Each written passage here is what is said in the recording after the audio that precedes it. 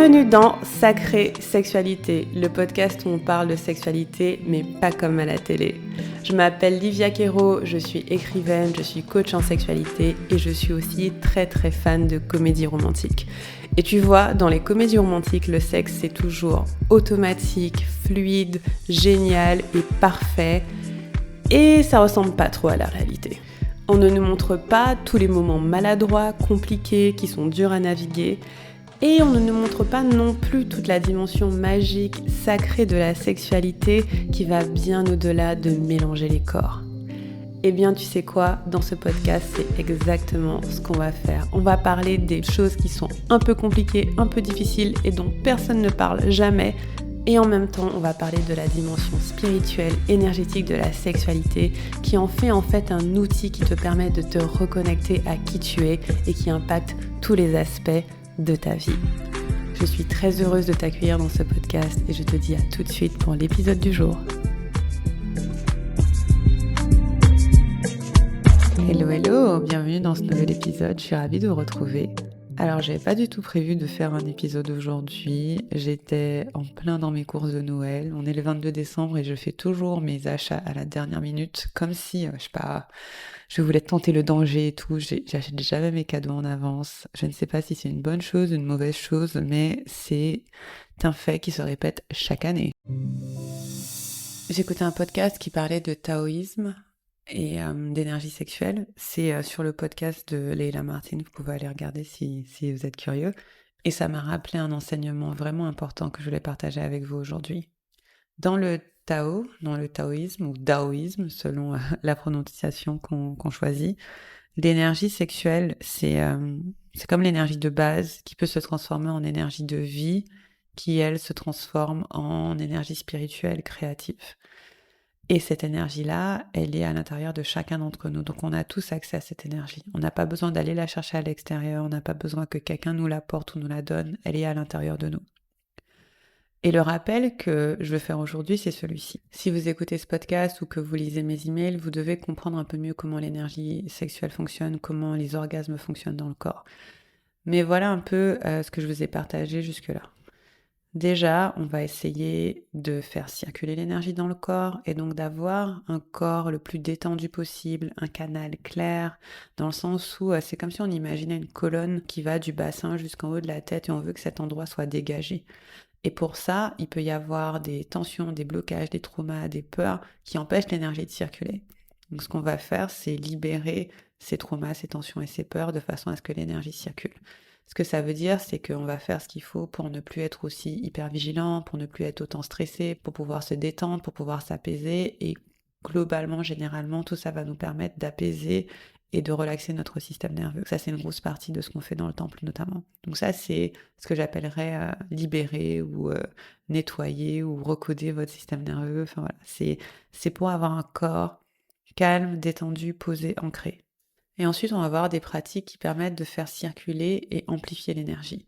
Et donc, ça va être des pratiques de respiration, ça va être des pratiques de visualisation, il peut y avoir du son, il peut y avoir du mouvement, du toucher sexuel, non sexuel, du sex magic pour amplifier encore plus. Et là, on va avoir une énergie sexuelle qui circule dans tout le corps, du bas du corps, du bassin jusqu'au haut de la tête, parce qu'on fait toutes ces pratiques pour faire circuler. Jusque-là, très bien. Mais il y a quelque chose qui va faire une grosse différence dans votre sexualité et dans votre vie, et c'est le fait de contenir votre énergie. C'est le fait de garder votre énergie pour vous, en fait, et qu'elle ne fuit pas. Et dans le podcast, ils l'ont mentionné une fois, et je me suis dit, mais c'est bien sûr, c'est fondamental. C'est très, très, très important de se le rappeler. En fait, en plus des traumas, tensions, peurs, tout ça qui peut vous empêcher de faire circuler l'énergie dans votre corps, ce qui vous empêche, c'est surtout là où elle fuit. Donc tous les endroits où votre énergie se dissipe en fait, où elle quitte votre corps, où elle va ailleurs que là où elle est censée être, c'est-à-dire à l'intérieur de vous. Et par là, je veux dire toutes les relations que vous avez avec des personnes qui drainent votre énergie, qui vous forcent à être quelqu'un que vous n'êtes pas, qui vous forcent à tout le temps être sur le qui-vive, qui ne vous écoutent pas, qui ne vous comprennent pas, qui ne respectent pas vos limites, qui vous mettent dans un état de stress constant, qui vous rendent aigris, qui vous rendent confus.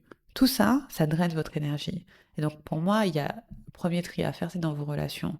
Et je parle de ça surtout parce que je sais qu'on approche des fêtes et qu'on va être beaucoup confronté à nos relations, notamment si nos relations ne sont pas 100% saines. Ça peut être un moment où vous allez voir que votre énergie risque d'être drainée. Donc je vais essayer de sortir cet épisode avant le 24 pour que vous puissiez l'écouter, parce que c'est la première chose fondamentale, c'est éviter toute situation qui draine votre énergie. Et c'est ok de ne pas aller à telle fête, c'est ok de ne pas parler à telle personne, c'est ok d'arrêter une conversation quand vous sentez que elle puise votre force en fait. Et quand on travaille sur les limites, notamment dans mon programme, c'est ça le filtre pour savoir si c'est un oui ou si c'est un non, une interaction. Est-ce qu'elle m'apporte de l'énergie de vie ou est-ce qu'elle m'enlève de l'énergie de vie? Toute situation qui vous enlève de l'énergie de vie, il va falloir juste vous en éloigner. Ça peut être le temps que vous passez à faire des activités qui ne vous plaisent pas, que ce soit du sexe, que ce soit votre travail, que ce soit des sorties avec les amis. Toutes les fois où vous faites des choses que vous n'avez pas envie de faire, vous êtes en contraction, vous êtes en train de négocier avec vous-même, vous n'êtes pas en train de vivre, vous êtes en train de vous forcer. Tout le temps que vous passez à scroller sur Instagram, sur les réseaux, à un peu anesthésier votre cerveau pour ne pas être avec vous-même, pour ne pas être dans vos émotions, pour ne pas être dans votre corps, tout ça aussi, ça fait fuir votre énergie. Tout le temps que vous passez à travailler non-stop, genre go, go, go, go, go, avec aucun moment de ressources, aucun moment de repos, ça fait drainer votre énergie. Pour moi, c'est fondamental de faire un point sur ça. Là, on est sur la fin de l'année. Toute chose qui draine votre énergie, ça doit cesser. C'est indispensable. Parce que vous n'allez pas pouvoir avoir une vie brillante, orgasmique, créative, fun, pleine de joie, de peps et de plaisir si à chaque fois que vous faites le travail pour être bien dans votre peau et vous sentir bien, il y a quelque chose qui... Enfin, votre énergie s'en va en fait. C'est comme si on mettait de l'eau dans un réservoir qui était troué. Ça sert à rien. Donc, bouchez les trous. Bouchez les trous. Et ça passe par notamment avoir des limites plus fermes. Réparer vos limites. Et ça, c'est un processus de résolution des traumas qui peut être fait.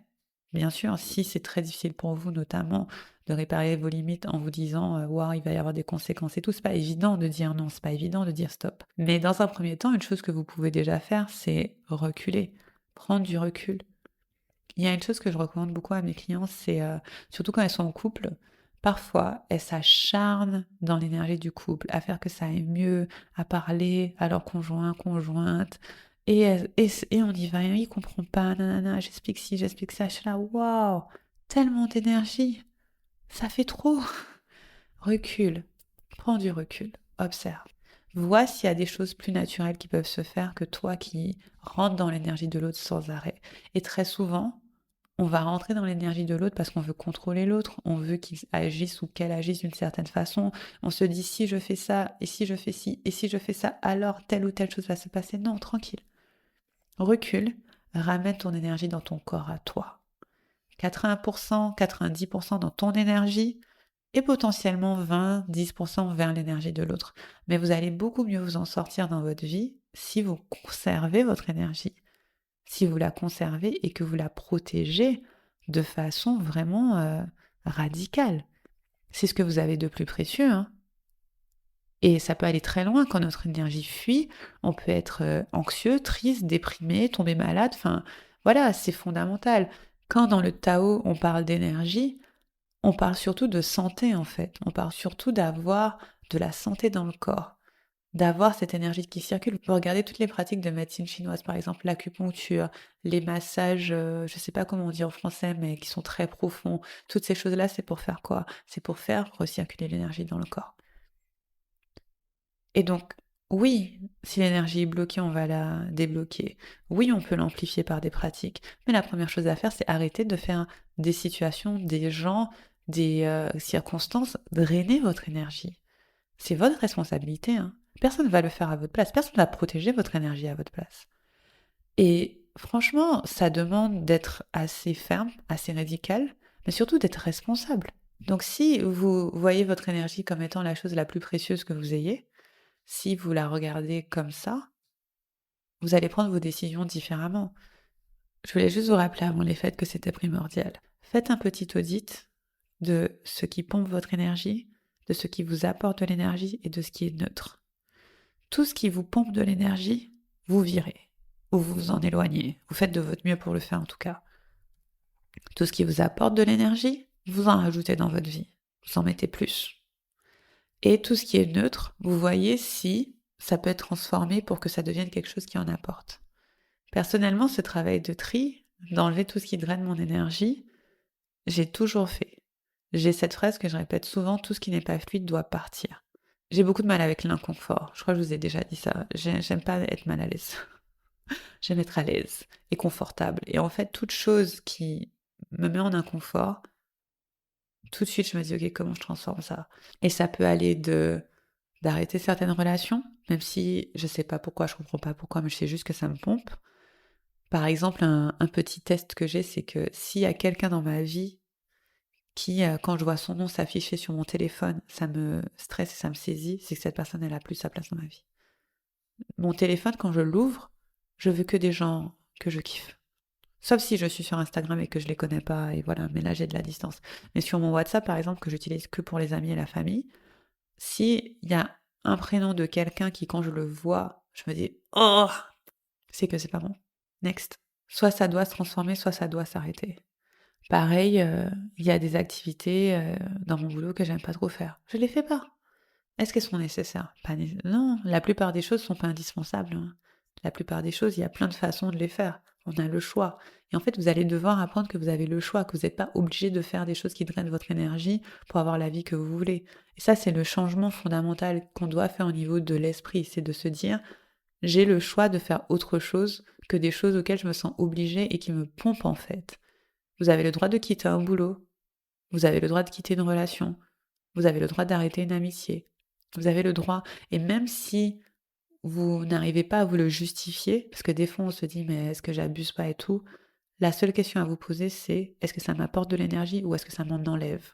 Parce que vous pouvez être la personne la plus gentille du monde, la plus géniale du monde, faire tout bien, tout ce qu'il faut pour que les choses fonctionnent. Si ça vous pompe, ça vous pompe. C'est pas votre faute, c'est comme ça. Il y a certaines dynamiques, eh ben c'est comme ça. Voilà.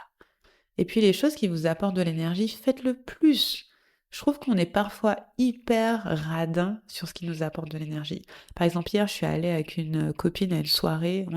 C'était une espèce de soirée en journée. Bref, il y avait de la musique, il y avait de la bouffe. On a bien dansé, c'était trop bien. Quand je suis arrivée chez moi, il était pas trop tard, parce que c'était un dimanche. Euh, il était 22 heures et j'étais tellement de bonne humeur. Je me suis dit, waouh, ça m'a donné tellement d'énergie. À la fois, j'étais fatiguée parce que j'avais sommeil, mais à la fois, je me sentais tellement contente d'avoir passé du temps avec elle, d'avoir papoté avec elle, d'avoir dansé sur tous les sons de dancehall de quand j'avais 17 ans. C'était juste génial, quoi. Et je me suis dit, putain, faut que je danse plus dans ma vie. Et je me dis souvent ça, qu'il faut que je mette plus la musique et tout. Avec ma fille, on dansait tout, mais même pour moi, voilà, chanter plus, danser plus, passer du temps avec les gens que j'aime, que je kiffe. Des gens qui, quand je suis avec eux, je suis tranquille. Je réfléchis pas à comment je parle, je réfléchis pas à comment je me comporte. Ils me connaissent, ils savent tous mes petits défauts, toutes mes qualités. C'est bon, ça fait du bien. Et en fait, c'est ce que je vous souhaite, rajoutez ça dans votre vie. La vie, c'est pas fait pour souffrir. Enfin, on souffre déjà assez de base, sans même essayer. Ok, donc n'en rajoutez pas. N'en rajoutez pas. Ce que je vous souhaite, c'est de faire l'effort conscient de contenir votre énergie et qu'il y ait plus de bonnes choses dans votre vie et moins de choses qui vous drainent. N'oubliez pas cette petite astuce de reculer. Vous pouvez même le faire physiquement. Reculez, faites un pas en arrière et dites-vous, je ramène mon énergie à moi. Arrêtez de vous impliquer dans des choses qui ne vous regardent pas. Arrêtez d'essayer de régler des problèmes qui ne sont pas les vôtres, par exemple. Et dans le podcast, il y a un truc super intéressant qui était que aussi quand on rumine dans son cerveau, quand on réfléchit beaucoup, on est beaucoup dans sa tête, mais on passe pas de temps dans son corps et en nature et en train de profiter, en fait le cerveau fait 3% du poids du corps, mais consomme 25% de l'oxygène du corps. Donc quand votre cerveau est en train de ruminer, quand il est en train de brasser, se questionner, nanana, vous êtes en train d'utiliser 25% de votre énergie. Est-ce que ça vous aide plus en plus? Pas nécessairement. Alors cette énergie-là, allez mettre vos pieds dans le jardin, sauf s'il fait froid où vous êtes. Allez passer du temps avec vos amis, allez lire un bon bouquin, allez boire un chocolat chaud. Soyez dans vos corps, profitez, kiffez. Je veux dire, la vie est à la fois très courte et très longue. On ne sait pas quand elle va finir, mais les années s'enchaînent en attendant. Ok? Et voilà, c'est ce que je voulais vous partager en cette veille de Noël. Et prenez soin de vous, mais surtout protégez-vous. Ok? Protégez votre énergie, elle est précieuse et vous êtes la personne qui en est responsable. Je vous embrasse et je vous dis à très bientôt. Bye bye.